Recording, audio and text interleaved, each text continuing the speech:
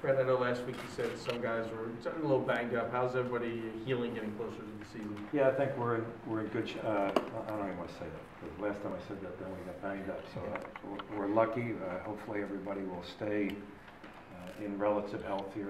Last week, Scooty was a little banged up, as was Daniel Dingle, but they made some really good strides at this point. So as you see today, they're out there running around. So right now, we're lucky. Hopefully, we stay that way. Getting Scooty back to offset the guys you lost, how much does that sort of ease the adjustment? Yeah, I mean, we need Scooty. We need his voice. We need his toughness. We need his shooting ability. We need his experience. So anytime you can get that much of an opportunity to play somebody like that, it's helping your team. When you look at the loss of Moore and Fernandez and then the additions of Butler and VCU, in the big picture, what are your expectations? Well, I was mentioning this today at the other luncheon we were at today. We have 3 guys who did not play for us last year, but that have great college basketball experience in Scooty, Dalton Pepper, and Jake O'Brien. So while we are missing Juan and Ramon and Mike Eric, we also have these 3 guys who, while they're not all that familiar in terms of Jake, and then a little bit less, a little more familiar with Dalton, and a lot familiar with Scooty and what we're doing, it's that they haven't played in a year. So that's going to be interesting to see how they make that adjustment. When you have a player like Pepper who was in your gym last year but not able to play, what can you pick up about him in that year? Yeah, you can see a lot, although that's about the hardest thing I think these kids do is to sit out a year. They go to a place, they come transfer to another, and they have to sit out. There's no instant gratification, satisfaction. You're kind of in limbo. I think it's really a tough year to spend. So I think once the summertime, actually last year at the end of the year when Juan and Ramon and Mike were no longer practicing with us, you got a sense in the field that, okay, now it's a whole different world for Dalton.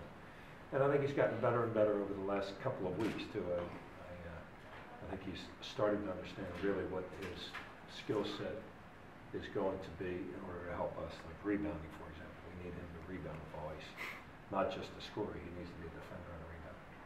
Fran, who's your starting lineup at this point in time? Yeah, I don't know, Keith. I think you can probably pencil in Wyatt, you can pencil in Hollis Jefferson, you're probably going to pencil in Scooty, you're going to pencil in Anthony Lee because of his experience there. And after that, I'm not sure what we're going to do. Will Cummings has a shot, Jake O'Brien has a shot, TJ Drew has a shot.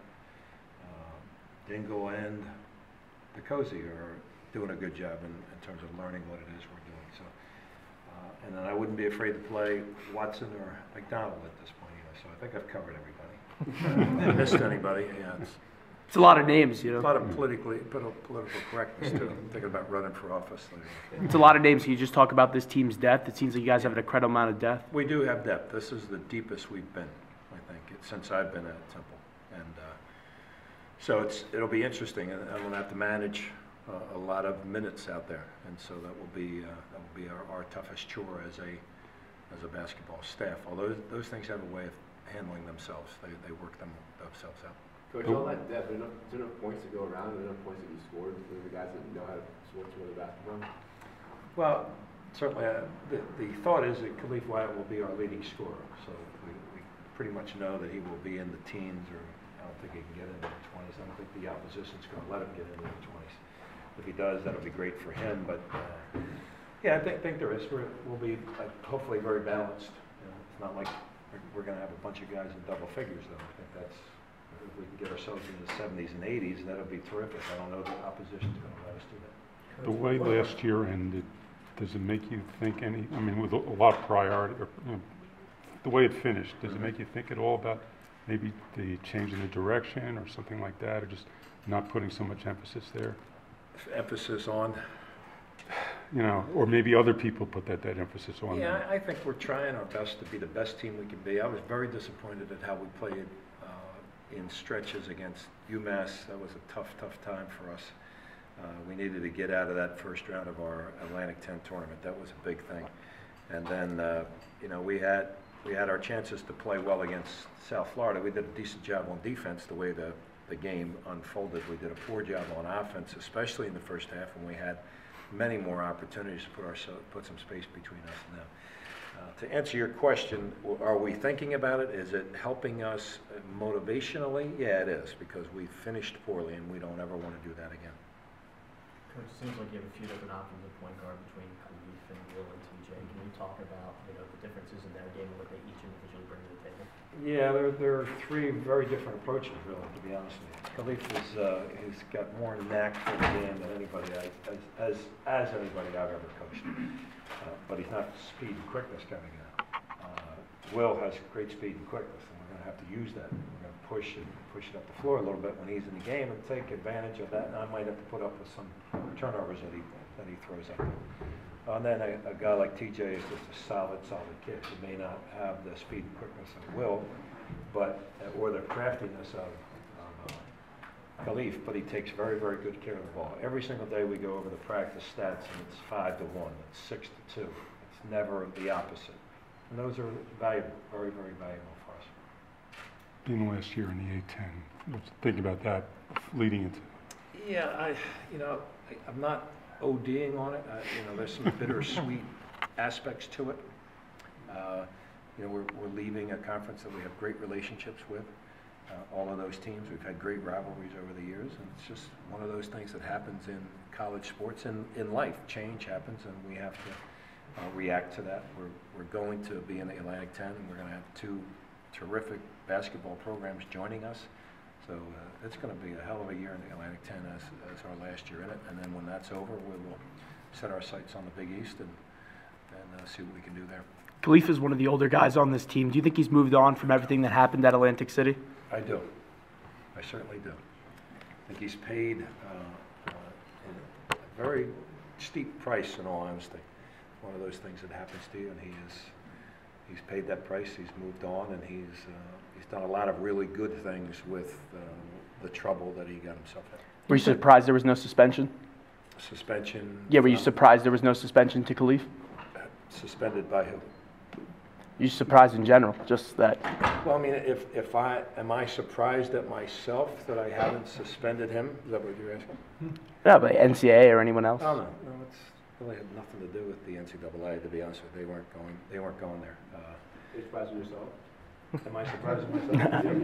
No, because we talked long and hard about it, and we've dealt with that issue, and I think Khalif has done a really good job with it, and we're past it.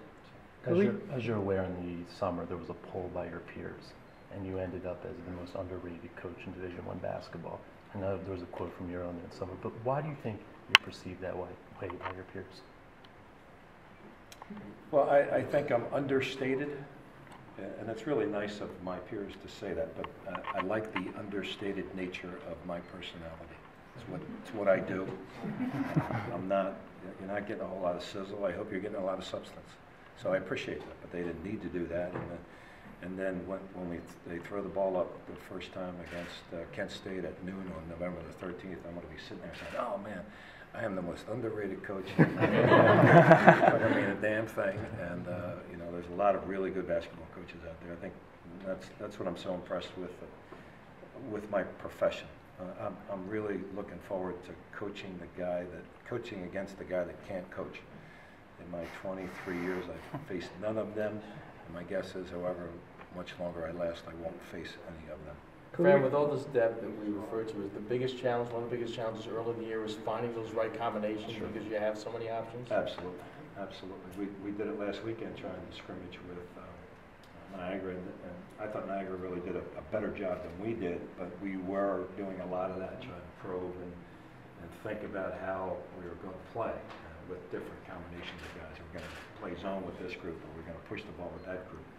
So it'll be a lot of feel as you go along here, feel your way as you go along, but we'll see how that all works out. But again, those things, I would say at the end of the game, we're going to be the top 5 players in our program are going to be on the court, finishing up hopefully our share of wins. Coach, with regard to the rotation and the depth, do you, as this goes on, you sort of work things out and try different things, do you hope to sort of narrow the rotation, and you're okay with keeping it wide for all season? Yeah, I mean, I think it's hard to play. You know what, I say this all the time. I wish I had 10 guys on my team. They all played 20 minutes. They all had 10 points a game. Everybody'd be happy. We'd be scoring 100. We win most of the games, if not all of them. Be great. That's not how life is. You got to mix and match. You got to pick and choose about what you're going to do. But the rotations will figure themselves out. The players will figure it out, and we'll be okay with it. But it's going to take a little bit of time.